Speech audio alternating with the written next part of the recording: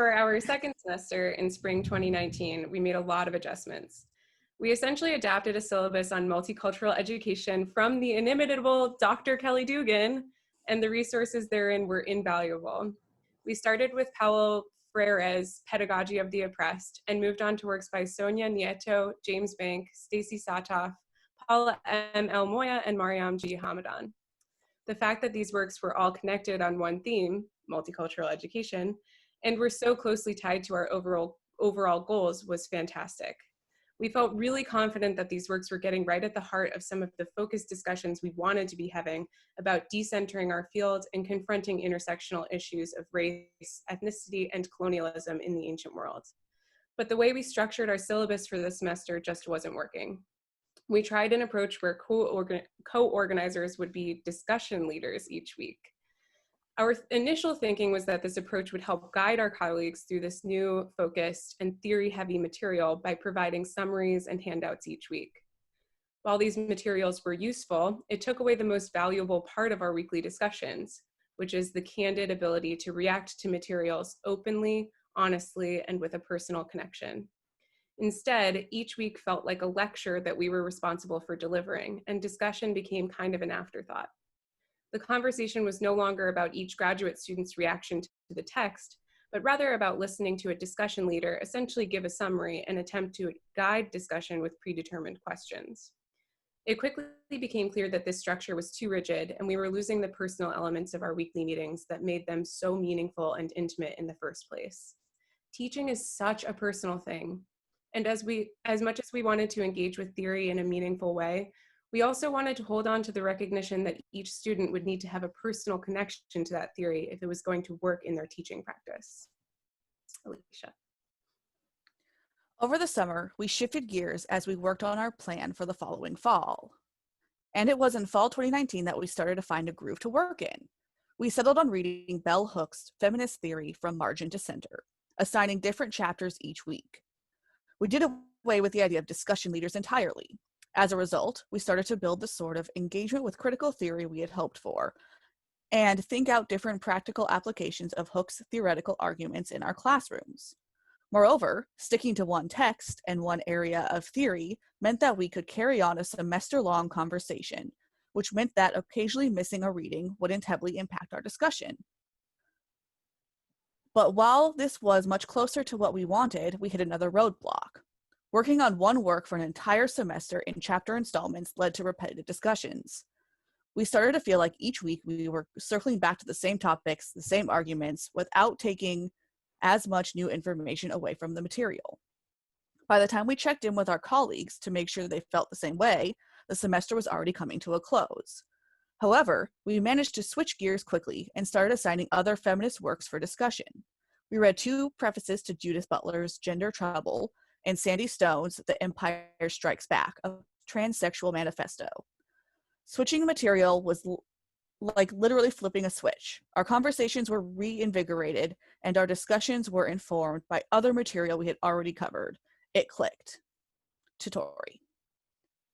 Spring 2020 has proved to be the most challenging period Hestia has faced, but the model we brought into the semester seems to be the most successful version of Hestia we've had yet.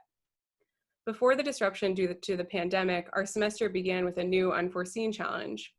Alicia, Ian, Ryan, and I had to ask another co-organizer to leave due to a personal conflict. This was immensely difficult and emotionally challenging, but it was the right choice to make to ensure the group continued to be a space for healthy discussion. Moreover, as we face the unforeseen challenges of COVID-19, it has proved absolutely crucial to have all of the co-organizers on the same page moving forward, and this has necessitated changes to setup.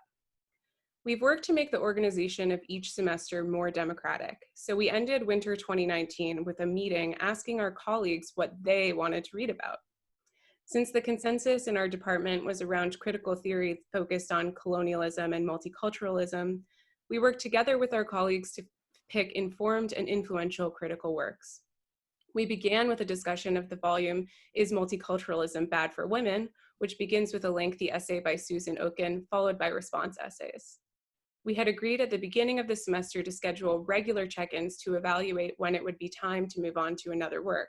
and the general consensus about 3 weeks in was that it was time to move on. We started in on selected chapters of Edward Said's Culture and Imperialism. Discussions were well balanced between understanding and unpacking the critical theory we were working with, and then discussing how we could apply it to our work, our lives, careers, and existence within ancient Mediterranean studies. Of course, right before spring break, everything changed. Since the pandemic, Hestia's focus has shifted entirely to be a different kind of safe space, one where we can regroup and talk about how we're handling this and what's getting us through it as we face an increasingly turbulent field. At the core, though, our values are the same. We want to address the challenges of being an early career instructor, no matter what the circumstances may be. Alicia. There are challenges along the way. While we've been fortunate to receive the overwhelming support from our faculty and peers, people won't always agree with you or your mission when you take on a project with the primary goal of disrupting traditional pedagogical techniques. There's resistance at every turn whenever you try to change long-entrenched systems, perhaps especially in the academic world. Moreover, time is a precious commodity in graduate school, and organizing this sort of group takes up a lot of it. Dedication, flexibility, and a willingness to invest that time and effort are necessary tools when setting out to begin a project like this. But most importantly, you need to find your people. Who can you work with to make something like this reading group happen? For Hestia, we were fortunate enough to find each other organically and almost spontaneously. When we came together, even when we disagreed on some particulars of our vision for the future, we were immediately on the same page with regards to a broader mission. In short, we were lucky. But we are also a group of 4 white, cisgender people often discussing topics that don't directly affect us. While Hestia is one potential model for pedagogical change, viewed in the worst light, it recreates some of the power structures it wants to dismantle. Thanks to support from our department, we have been granted a fund that can be used to bring in a wider array of voices, with an aim to decenter our practices as much as possible and bring more diversity to our group. Tori. Over the past 2 years, Hestia has made a space for itself in the #TeachAncient community. We have a Twitter presence which has allowed us to reach out to the greater community and has provided opportunities, including hosting guest speaker Matt Newman and the aforementioned bibliography so generously provided by Dr. Kelly Dugan. We were able to bring Hestia to SCS this year for a roundtable discussion, and there we got to gather ideas from the amazing people who joined us for a conversation about what we do and what we want to see in the future of antiquity studies. Looking towards the future, Hestia has a few different goals. We're aiming to prioritize getting guest speakers in the room to share experiences from those with more experience as instructors and professors of this material. Our focus remains on exploring pedagogical theory in an accessible setting and discussing different ways to apply our theoretical knowledge in the classroom. We have explored the idea of collaborating more on syllabi, workshops, and classroom exercises using the techniques we discuss in our weekly meetings. We have thought about the idea of expanding our community to reach out to other universities in the area or other departments at Boston University. And ultimately, we know that Hestia will always be a work in progress. We, the co-founders, are almost all now in our 4th or 5th fellowship year at BU. The future of Hestia will largely be in other people's hands, and it will be up to them how it grows and changes. But we feel we've set a foundation for a space where graduate students beginning to teach or think about teaching ancient materials can collect and work together to make the experience of being an early career instructor less isolating and overwhelming. Most of all, we feel that Hestia has demonstrated just what a desire and need there is for groups such as ours in the academic community at large. And moreover, that forming a group like ours is possible. For anyone else setting out to start their own pedagogy reading group, know that finding a system that works took time and effort for all of us at Hestia.